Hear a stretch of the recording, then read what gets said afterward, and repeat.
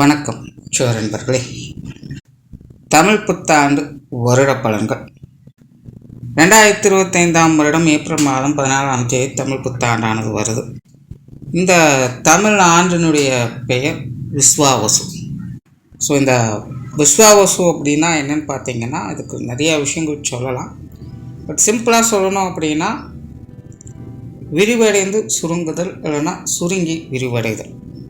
So இந்த அமைப்பை நீங்கள் எதோடு வேணாலும் கனெக்ட் பண்ணி பார்த்துக்கலாம்.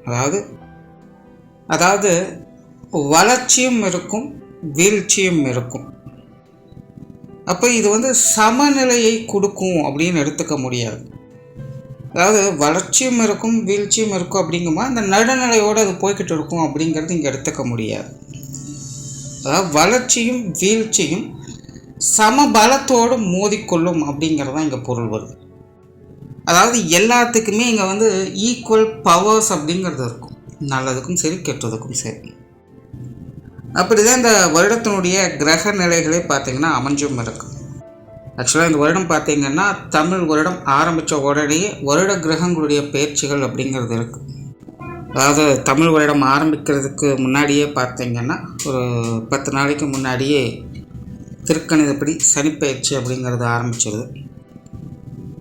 அதுக்கப்புறமா ராகுகேது பயிற்சி, அதுக்கப்புறம் குரு பயிற்சி அப்படிங்கிறது இந்த வருட கிரகங்களுடைய பயிற்சிகள் அப்படிங்கிறது ஆரம்பத்திலேயே நிகழ்ந்துருது. ஆனால் இந்த கிரகங்களுடைய அமைப்புகளே பார்த்திங்கன்னா அவங்கவுங்க இருக்கக்கூடிய நிலைகள் ஸ்ட்ராங்காக தான் இருக்காங்க. ஒருத்தருக்கு ஒருத்தர் சளைச்சவங்க இல்லை அப்படிங்கிற மாதிரி செயல்பட்டுட்டு வருவாங்க. ஸோ இங்கே சுப கிரகங்கள் அசுப கிரகங்கள் அப்படிங்கிற நிலைகளில் எல்லாத்துக்குமே போட்டிகள் அப்படிங்கிறது இருந்துகிட்டு தான் இருக்கும். ஜோதிடத்தில் இந்த வருடத்தினுடைய பொதுவான அமைப்பு எப்படி இருக்கும் அப்படின்னு சொல்கிறாங்கன்னா, நல்ல மழை இருக்கும், விவசாயம் செழிக்கும். அதாவது ஒரு நாடு நல்லா இருக்கணும் அப்படின்னா இந்த 2 விஷயம் ரொம்பவுமே முக்கியம். நல்ல பருவம் தவறாமல் மழை பெய்யணும், அதனால் விவசாயம் தழைக்கணும். அப்போ தான் அந்த வருடத்தை சரியான முறையில் நடத்த முடியும்.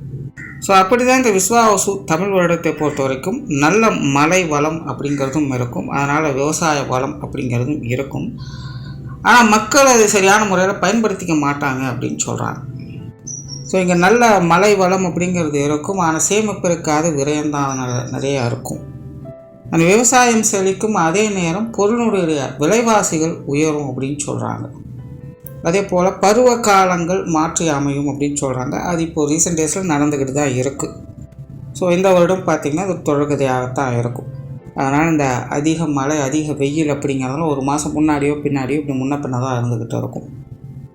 ஆனால் இந்த இயற்கை பேரழிவுகள் அப்படிங்கிறதெல்லாம் பெரிய அளவில் இருக்காது. வருடம் ஏதாவது ஒரு பக்கம் ஏதாவது டிசாஸ்டர் அப்படின்னு இருந்துக்கிட்டு தான் இருக்கும். ஆனால் அதனுடைய பாதிப்புகள் அப்படிங்கிறத இங்கே நம்ம கவனிக்கணும். அந்த வகையில் இந்த வருடத்தினோட அமைப்பு சின்ன சின்ன டிசாஸ்டர்ஸ் அப்படிங்கிறது இருக்கும், பட் அது பெரிய அளவில் பாதிப்புகளை கொடுக்காது அப்படிங்கிறது தான். அதாவது இயற்கை அழிவுகள் அப்படிங்கிறது இருக்கிறது இல்லை, ஆனால் ஹியூமன் எரர்ஸ் அப்படிங்கிறது நடக்கும்னு சொல்கிறாங்க. அதாவது விபரீத விளையாட்டு அப்படின்னு சிம்பிளாக சொல்கிறாங்க.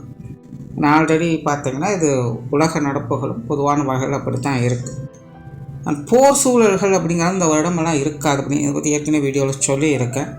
ஆனால் இந்த வருடத்தினோட அமைப்பும் அப்படி தான். அந்த போர் நிலைகள் அப்படிங்கிறதெல்லாம் பெருசான பாதிப்புகள் இருக்காது. அப்பப்போ அவங்களுடைய ஈகோவுக்காக ஏதாவது சின்ன சின்ன சூழ்நிலைகளை கொண்டு வருவாங்க. இல்லாமல் 3ஆம் உலகப் போர் 4ஆம் உலகப் போர் அந்த மாதிரி நிலைகள்லாம் எனக்கு பெருசாலாம் இருக்காது. அதற்கான வாய்ப்புகள் அப்படிங்கிறலாம் ரொம்பவும் கம்மி தான். இதை போன 2025 வருட பலன்களே சொல்லியிருக்கேன்.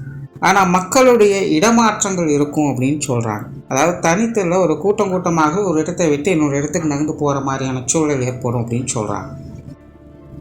அதே போல் அதிர்ஷ்டத்தால் முன்னேறியவங்க நிறைய பேர் இருப்பாங்க அப்படின்னு சொல்கிறாங்க. ஸோ இந்த வருடம் பார்த்திங்கன்னா அவங்களோட ஜாதக ரீதியாக யாருக்கெல்லாம் யோகா அமைப்புகள் அப்படிங்கிறது இருக்கோ அதெல்லாம் பார்த்திங்கன்னா செயல்பட ஆரம்பிக்கும்.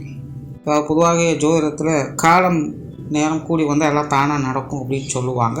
ஸோ அப்படி இது யோகத்துக்கான அதிர்ஷ்டத்துக்கான ஒரு காலம் சொல்லலாம். ஸோ உங்களுடைய ஜாதகத்திலும் யோக அமைப்புகள் அந்த அதிர்ஷ்ட அமைப்புகள் இருந்தது அப்படின்னா இந்த வருடம் அது செயல்படுவதை பார்க்க முடியும். ஸோ நிறைய பேர் பார்த்திங்கன்னா அதிர்ஷ்டத்தால் உயர்ந்த நிலையை பெறக்கூடிய அமைப்பு இருக்கும் அப்படின்னு சொல்கிறாங்க. ஆனால் அதே இடத்துல பேராசை பெருநஷ்டமாகும் அப்படிங்கிறதையும் சொல்லிடுறாங்க. அதாவது என்னென்னா ஒரு பாசிட்டிவ் பாயிண்ட் எடுத்து வைக்கிறாங்க அப்படின்னா அது பக்கமே இன்னொரு நெகட்டிவ் பாயிண்ட் எடுத்து வச்சிட்றாங்க. ஸோ அதுதான் எல்லா கிரகங்களும் ஒட்டுமொத்த ஒளிமையோடு செயல்படுறது அப்படிங்கிறத குறிக்குது. ஸோ அப்படி இந்த வருஷாதி பலன்கள் அப்படிங்கிறது பொதுவான வகையில் நிறைய சொல்லிக்கிட்டே இருக்காங்க.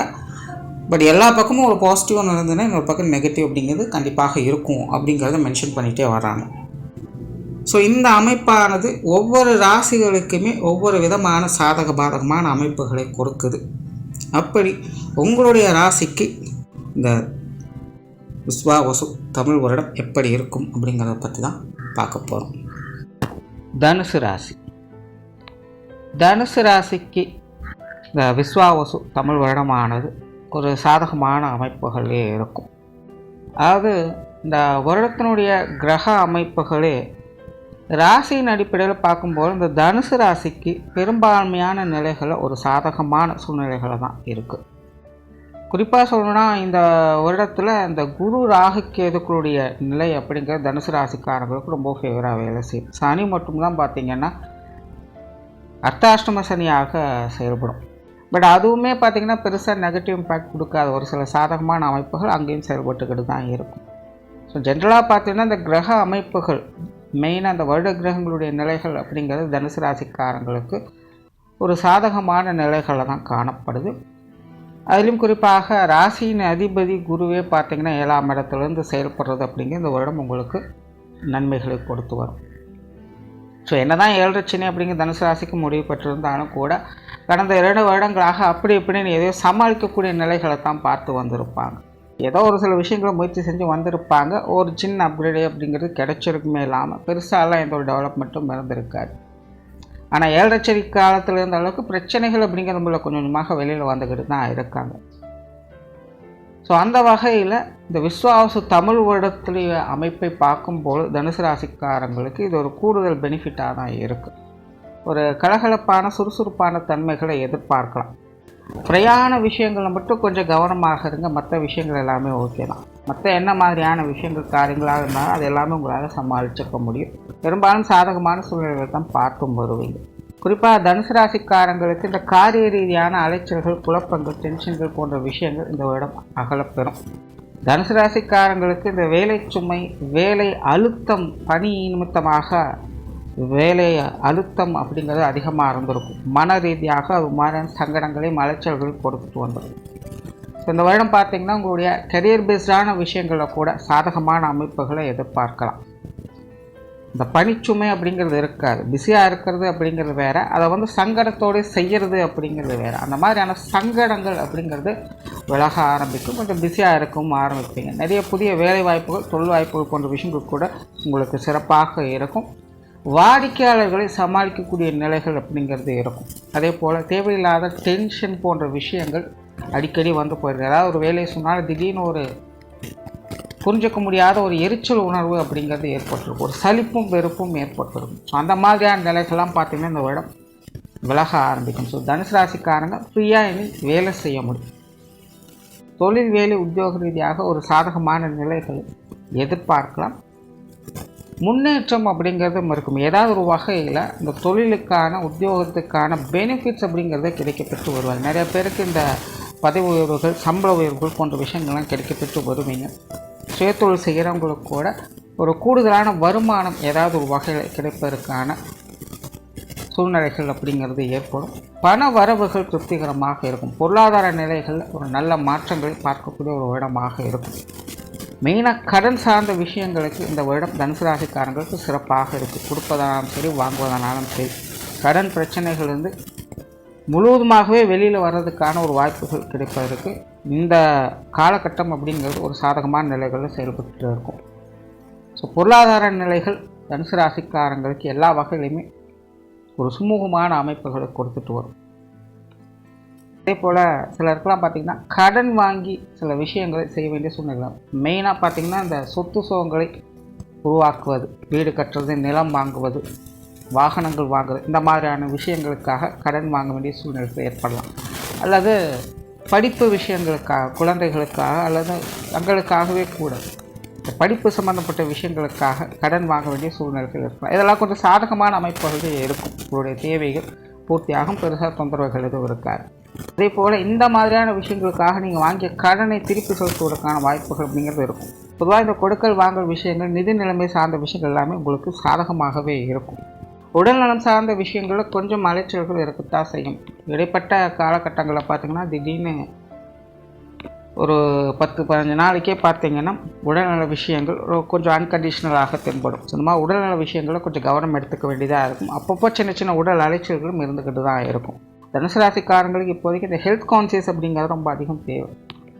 சும்மா இருந்தால் கூட உடல் ரீதியாக ஏதாவது ஒரு அசௌகரியங்களை இது கொடுத்துக்கிட்டே தான் இருக்கும். ஸோ சின்ன சின்ன விஷயங்களும் கொஞ்சம் கான்சன்ட்ரேட்டோடு இருக்க வேண்டிய ஒரு காலகட்டமாக இருக்குது. மெயினாக வயதில் மூத்தவங்க, இந்த மத்திய வயதில் இருக்கக்கூடியவங்கலாம் பார்த்திங்கன்னா உடல்நல விஷயங்களை கொஞ்சம் கூடுதல் கவனம் எடுத்துக்க வேண்டியதாக இருக்கும். கேர்லெஸ்ஸாக இருந்தோம் அப்படின்னா உடல் பலவீனம் அப்படிங்கிறத கண்கூடாகவே பார்க்க முடியும். உடல் வலிமையோட பிரிஸ்காக ஆக்டிவாக இருக்கவே முடியாது. அடிக்கடி மனசை சலிப்படைய வச்சிடும். பிரயாண விஷயங்களை கூட அவாய்ட் பண்ண சொல்கிறது மெயினாக அந்த மாதிரியான காரணங்களுக்காகத்தான். ஸோ இந்த ஹெல்த் கான்சியஸ் அப்படிங்கிறது கண்டிப்பாக இந்த வருடத்தில் தனுசு ராசிக்காரங்களுக்கு தேவைப்படும். அதாவது பெருசாக நெகட்டிவான வகையில் எதுவும் பாதிப்புகள் ஏற்படுத்த போகிறதில்ல. ஆனால் உடல் அலைச்சல்கள், மன அலைச்சல்கள் அப்படிங்கிறது தவிர்க்க முடியாதாக இருக்கும். ஒரு மாதிரியான சலிப்புகள் இந்த உடல்நல விஷயங்களில் அடிக்கடி போயிட்டுருக்கும். ஸோ அதை கவனத்தில் எடுத்துக்கணும். பேச்சுவார்த்தைகளில் சாதகமான நிலைகள் இருக்கும். நல்ல கலகலப்போடு மற்றவங்க வசீகரிக்கக்கூடிய வகையில் உங்களுடைய பேச்சுவார்த்தைகள் இருக்கும். மற்றவங்களும் உங்கள்கிட்ட நல்ல இயல்பான நிலைகளில் பழகி வருவாங்க. ஆன்மீக விஷயங்கள், காரியங்களில் ஈடுபாடுகள் இருக்கும். அது சார்ந்த விஷயங்களையும் நன்மைகளையே எதிர்பார்க்கலாம். குறிப்பாக ஆன்மீக விஷயங்களில் பிரியம் ஏற்படக்கூடிய ஒரு காலகட்டமாகவே இருக்கும். அதுலேயும் இந்த யோக சாதனாக்கள் போன்ற அமைப்புகள் எல்லாம் ஈடுபடுவதற்கான வாய்ப்புகள் நிறையவே இருக்குது. ஸோ ஒரு மறைபொருள் சார்ந்த தேடல் சம்பந்தப்பட்ட விஷயங்களில் தனுசு ராசிக்காரங்களுக்கு இந்த வருடம் சாதகமான நிலைகள் இருக்கும். குலதெய்வ வழிபாடுகளை மேற்கொள்வதற்கு நிறைய வாய்ப்புகள் இருக்குது. நிறைய பேருக்கு இந்த குலதெய்வங்களுக்காக ஏதாவது செய்ய வேண்டிய சூழ்நிலைகள் அப்படிங்கிறது ஏற்படலாம். அதெல்லாம் கூட சாதகமான நிலைகள் இருக்கும். அதே போல் குழந்தைகளுக்கு அல்லது பேரன் பேத்திகளுக்கான சுப விசேஷங்கள், சுப காரியங்கள் போன்ற நிகழ்வுகளை பார்க்கக்கூடிய அமைப்புகள் இருக்கும். அதே போல் அவங்க சம்பந்தப்பட்ட விஷயங்கள், காரியங்களில் கூட ஒரு சகாயங்களையும் ஆதாயங்களையும் பார்க்கக்கூடிய நிலைகள் ஏற்படும். அந்த குடும்ப விஷயங்கள், காரியங்கள் பெரும்பாலும் உங்களுக்கு கொஞ்சம் சாதகமாக தான் இருக்கும். குடும்பத்துக்குள்ளே ஒரு மகிழ்ச்சி தரக்கூடிய விஷயங்கள், ஒரு சுமூகமான அமைதி தரக்கூடிய விஷயங்களை எதிர்பார்க்கலாம். வீட்டுக்கு வீடு வாசப்படி அப்படிங்கிற மாதிரி சின்ன சின்ன சங்கடங்கள் அப்படிங்கிறது அப்பப்போ இருந்துக்கிட்டு தான் இருக்கும். ஆனாலும் அதெல்லாம் பெருசாக தொந்தரவுகளாக இனி இருக்காது. என்ன மாதிரியான பிரச்சனைகள் இருந்தாலும் அதை சுலபமாக சமாளிச்சுக்கிட்டு அமைதியாகவும் சந்தோஷமாகவும் இருக்க முடியும். ஸோ குடும்ப உறவுகளுக்குள்ளே கூட ஒரு நல்ல விஷயங்களை எதிர்பார்க்கலாம். மெயினாக கணவன் மனைவி உறவுகள் இந்த காலகட்டங்களில் சாதகமாக இருக்கும். பட்டு கணவன் மனைவி உறவும்போது உடல்நல விஷயங்கள் அங்கேயும் கொஞ்சம் கவனம் எடுத்துக்கங்க. அதாவது மற்ற விஷயங்கள்லாம் ஓகே, காரிய ரீதியான விஷயங்கள் அப்படின்னு வரும்போது கணவன் மனைவி உறவுகளுக்குள்ளே ஒரு மாதிரியான தேக்க நிலை அப்படிங்கிறது இருக்கும். எதையும் எடுத்தவங்க ஒருத்தன்னு செய்ய முடியாது. வாழ்க்கை துணையிட்ட ஏதாவது எதிர்பார்க்குறீங்க அப்படின்னா அது கொஞ்சம் பொறுமை தேவைப்படும். அவங்க சௌரியத்துக்கு தான் அவங்க எல்லாத்தையும் செய்வாங்க. எல்லாத்துலேயுமே ஒரு டைம் டிலே அப்படிங்கிறது இருக்கும். ஸோ அந்த மாதிரி கொஞ்சம் பொறுமை, நிதானம் அப்படிங்கிறது காரிய ரீதியான விஷயங்கள் தேவைப்படும். மற்றபடி கணவன் மனைவி உறவுக்குள்ள ஒரு சாதகமான நிலையை எதிர்ப்பாங்க. திருமண அமைப்புகள், புத்திரபாக்கிய அமைப்புகள் இதெல்லாமே கூட தனுசு ராசிக்காரங்களுக்கு நல்லபடியாக வேலை செய்து, இரண்டாவது திருமண அமைப்புகள், அதே போல் 2வது 3வது புத்திரபாக்கிய அமைப்புகள் கூட தனுசு ராசிக்காரங்களுக்கு இந்த வருடம் கொஞ்சம் சாதகமாக தான் இருக்குது. எல்லாமே உங்களுடைய முயற்சிக்கு தகுந்த மாதிரி நல்ல பலன்களை எதிர்பார்க்க முடியும். குழந்தைகளுடைய விஷயங்கள், காரியங்கள் கொஞ்சம் விரயங்கள், செலவுகள் அதிகமாக இருக்கலாம். ஸோ குழந்தைகளுடைய விஷயங்கள் இது கொஞ்சம் கவனமாக பார்த்துங்க. பெரும்பாலும் சுப விரயங்கள் தான் இருக்கும். இருந்தாலும் குழந்தைகள் வகையில் விரயங்கள் கொஞ்சம் தவிர்க்க முடியாததாக இருக்கும். மற்றபடி பெருசாக தொந்தரவுகள் இருக்காது. அதுதான் உடன்பிறப்புகள் சார்ந்த விஷயங்களை சில சாதகமான அமைப்புகளை எதிர்பார்க்கலாம். மெயினாக சில காலங்களாகவே தனுசு ராசிக்காரங்களுக்கு இந்த உடன்பிறப்புகள் சார்ந்த விஷயங்கள் ஒரு மாதிரியான சங்கடங்களில், நெருக்கடியான சூழ்நிலைகளை கொடுத்து வந்திருக்கும். என்னதான் நல்ல விஷயங்கள் இருந்தாலும் மனசு விட்டு முகம் கொடுத்து சந்தோஷமாக பேசக்கூடிய நிலை அப்படிங்கிறது இருந்திருக்காது. ஏதோ ஒரு வகையில் நல்லா பழகிட்டு இருந்தவங்க கூட மனம் கோணக்கூடிய வகையில் சில விஷயங்கள் போயிருக்கலாம். பட் தனுசு ராசிக்காரங்களுக்கு இனி உடன்பிறப்புகள் வகையில் சில சுமூகமான அமைப்புகள் அப்படிங்கிறது ஏற்படும். பழையபடி ஒரு நல்ல பழக்க வழக்கங்களை எதிர்பார்க்கும். ஸோ உடன்பிறப்புகள் சார்ந்த விஷயங்கள், சங்கடங்கள் குறையும். பெற்றோர்கள் சார்ந்த விஷயங்களில் இது ஓரளவுக்கு பரவாயில்லன்னு சொல்லலாம். பட் பெற்றோர்கள் வகையில் இந்த ஹெல்த் சம்மந்தப்பட்ட விஷயங்கள் கொஞ்சம் கவனமாக எடுத்துக்குங்க. ஜென்ரலாகவே தனுசு ராசிக்காரங்களுக்கு இந்த வருடம் இந்த மருத்துவ ரீதியான விஷயங்கள் தான் கொஞ்சம் தொந்தரவுகளாக இருக்குது. தேவையில்லாத அலைச்சல்கள், டென்ஷன்கள் எல்லாமே அந்த வகையில் தான் இருக்கும். இந்த ஹெல்த் ஒன்று அவங்களுக்கு அல்லது அவங்க குடும்பத்தாரை சார்ந்தவங்களுக்கு. ஸோ ஏதோ ஒரு வகையில் உடல் பலவீனத்தை கொடுத்துக்கிட்டே தான் இருக்கும். ஏதோ ஒருத்தங்களுக்காக மருத்துவ விரயங்கள் செய்ய வேண்டிய சூழ்நிலை கொடுத்துக்கிட்டே இருக்கும். ஸோ அதில் தான் கவனமாக இருக்கும். அதில் இந்த பெற்றோர்களுடைய நிலையும் இந்த உடல்நல விஷயங்களும் கொஞ்சம் கவனம் எடுத்துக்கோங்க. அப்பப்போ கொஞ்சம் தேவையில்லாத டென்ஷனும் கொடுத்துக்கிட்டு இருக்கும். சொத்து சுகங்கள் மற்றும் வாகன ரீதியான விஷயங்களை சாதகமான அமைப்புகளை எதிர்பார்க்கலாம். நிறைய பேருக்கு இந்த வீடு வாங்கக்கூடிய நிலை, நிலங்கள் வாங்கக்கூடிய நிலை, வாகனங்கள் வாங்கி விற்கக்கூடிய நிலை, இதெல்லாமே சாதகமான நிலைகள் இருக்கும். இந்த அசத் சம்பந்தப்பட்ட விஷயங்கள் மூலமாக சில பொருள் வரவுகளை கூட எதிர்பார்க்கலாம். ஸோ ஜென்ரலாக இந்த சொத்து சுகங்கள் வகையில் ஒரு சாதகமான அமைப்புகள் தனுசு ராசிக்காரங்களுக்கு உண்டு. உற்றார் உறவினர்கள் நண்பர்கள் சார்ந்த விஷயங்களும் ஒரு சாதகமான அமைப்புகள் இருக்கும். பெரும்பாலும் தனுசு ராசிக்காரங்களுக்கு இந்த பொது வாழ்க்கை சம்பந்தப்பட்ட விஷயங்கள், வெளி மனிதர்கள் சம்பந்தப்பட்ட விஷயங்கள்லாம் ஒரு சாதகமான அமைப்புகளை எதிர்பார்க்கலாம். சங்கடம் கொடுத்தவர்கள் கூட இந்த சமாதானத்தையே விரும்பி வருவாங்க. அந்த வகையில் தனுசு ராசிக்காரங்களுக்கு பொது வாழ்க்கை ஒரு சாதகமான நிலைகள் இருக்கும். மாணவர்களுக்கு கல்வி மற்றும் வித்தை சார்ந்த விஷயங்கள் அலைச்சலோட ஆதாயங்களை பார்த்து வருவாங்க. கொஞ்சம் அலைச்சல் டென்ஷன்கள் மாணவர்களுக்கு இருக்கும். இருந்தாலும் முயற்சிகளுக்கு ஏற்ற நற்பலன்களும் கண்கூடாக பார்க்க முடியும். அதனால் மாணவர்கள் மட்டும் உங்களுடைய முயற்சிகளை கைவிடாதீங்க. மற்றபடி படிப்பு விஷயங்களில் வித்தைகள் கற்றுக்கொள்ளக்கூடிய விஷயங்கள்லாம் பெருசாக எந்த ஒரு பாதிப்புகளோ சங்கடங்களோ இருக்காது. அலைச்சல்கள் மட்டும் கொஞ்சம் இருக்கும், அவ்வளோதான். மற்றபடி பெரும்பாலும் சாதகமான அமைப்புகள், முன்னேற்றம் தரக்கூடிய அமைப்புகளை தான் மாணவர்கள் பார்த்து வருவாங்க. ஸோ ஓரளவே இந்த விஸ்வாவசு தமிழ் வருடம் தனுசு ராசியை பொறுத்த வரைக்கும் பல விதங்களும் சாதகமான அமைப்புகள் இருக்குது. உடல்நல விஷயங்களை மட்டும் கொஞ்சம் கவனம் எடுத்துக்கோங்க. மன ரீதியாக அதனால் அப்பப்போ கொஞ்சம் சலிப்புகள் வெறுப்புகள் அப்படிங்கிறது வந்து போய்கிட்டு இருக்கும். அதை மட்டும் சரியான முறையில் மெயின்டைன் பண்ணிட்டு இந்த வருடம் எல்லா வகையிலும் ஒரு சாதகமான நிலைகளை எதிர்பார்க்கலாம். நன்றி, வணக்கம், வாழ்க வளமுடன்.